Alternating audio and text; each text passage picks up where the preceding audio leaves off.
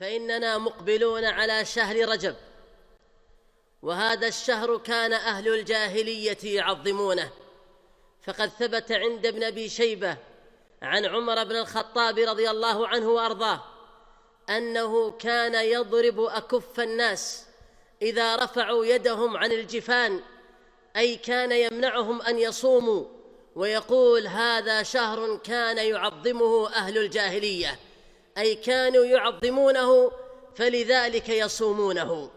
ومن مقاصد الشريعة الإسلامية والحنيفية المحمدية أنها تخالف أهل الجاهلية. ثبت في صحيح مسلم عن أبي مالك الأشعري رضي الله عنه أن النبي صلى الله عليه وسلم قال: 4 في أمتي من أمر الجاهلية لا يتركونهن: الفخر بالأحساب، الحديث.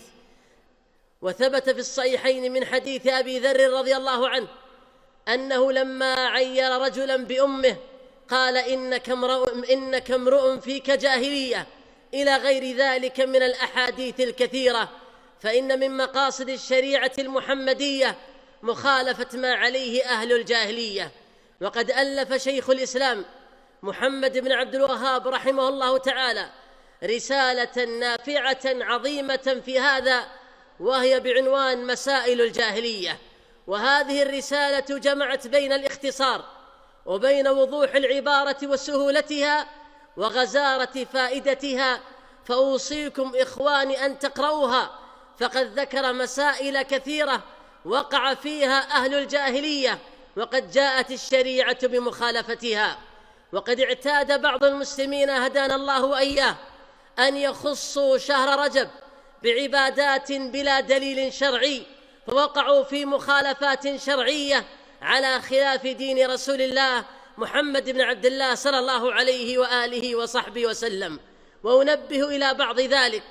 الأمر الأول: اعتاد بعض المسلمين أن يزيدوا صيام شهر رجب وأن يجعلوه شهر صيام، فإما أن يصوموه كله أو أن يصوموا أكثره، وهذا منهي عنه كما تقدم من كلام عمر بن الخطاب رضي الله عنه. وثبت عند عبد الرزاق أن عبد الله بن عباس رضي الله عنه وأرضاه كان يمنع من صيام رجب، قال رضي الله عنه: لئلا يتخذه الناس عيدا، وإنما يصام شهر رجب كغيره، بأن تصام أيام البيض ويصام يوم الاثنين والخميس كغيره من الشهور، فلا يخص بمزية إلا في حال واحدة، وهو من أراد أن يصوم الأشهر الحرم، وهي شهر محرم وشهر رجب وشهر ذي القعدة وشهر ذي الحجة. فمن أراد أن يصوم أشهر الحرم فإن صيامها كلها مستحب، كما ثبت عند عبد الرزاق عن عبد الله بن عمر رضي الله عنه وأرضاه. وذهب إلى ذلك جماعة من أهل العلم كالحسن البصري وأبي إسحاق السبيعي وسفيان الثوري وغيرهم من أهل العلم. فمن أراد أن يصوم أشهر الحرم فصام شهر رجب تبعا فإنه لا يكره. أما أن يخص شهر رجب بمزيد صيام فإن هذا من فعل أهل الجاهلية كما تقدم. الأمر الثاني: اعتاد كثير من المسلمين أنهم يصلون صلاة الرغائب، والمراد بصلاة الرغائب أنهم يحيون أول ليلة من ليالي الجمعة ما بين المغرب والعشاء بصلاة.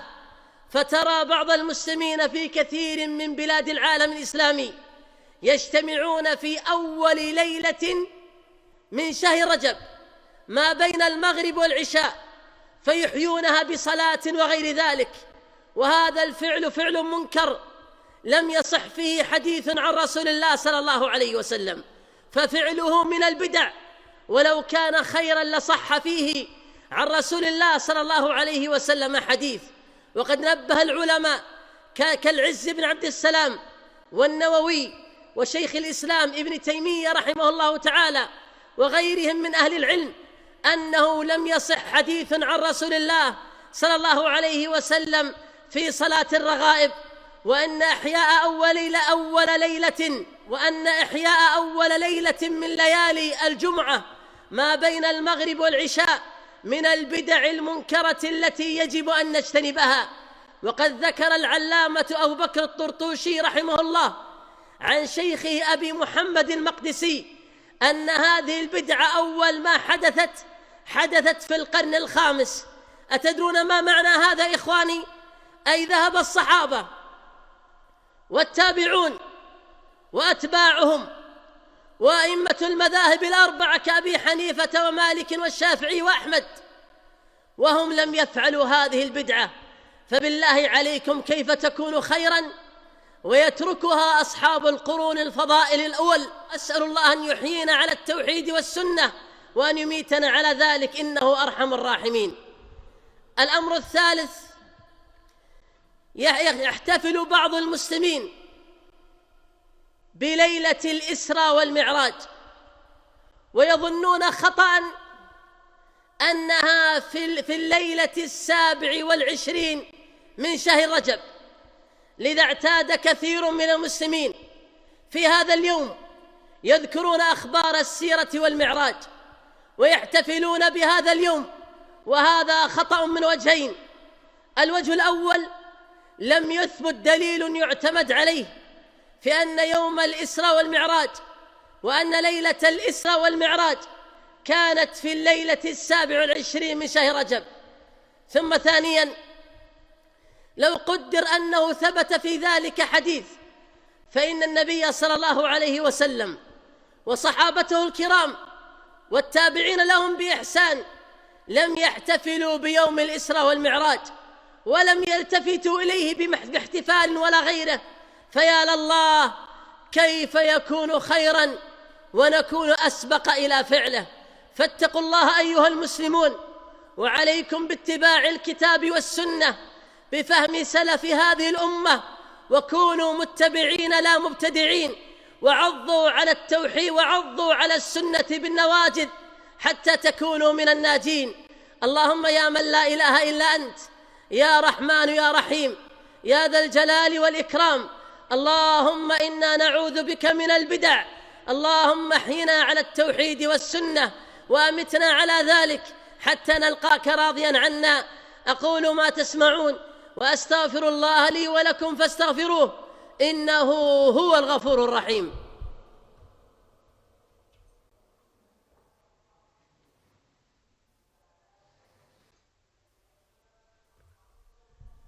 الحمد لله والصلاة والسلام على رسول الله، أما بعد، فإن من أعظم القواعد الشرعية والتي تواردت على بيانها الأدلة أن الدين قد كمل، وأن من أراد أن يزيد شيئا في الدين لم يفعله رسول الله صلى الله عليه وسلم ولا صحابته الكرام، فإنه بدعة مسخطة لله ومغضبة له، وإثم البدع كبير في الشريعة.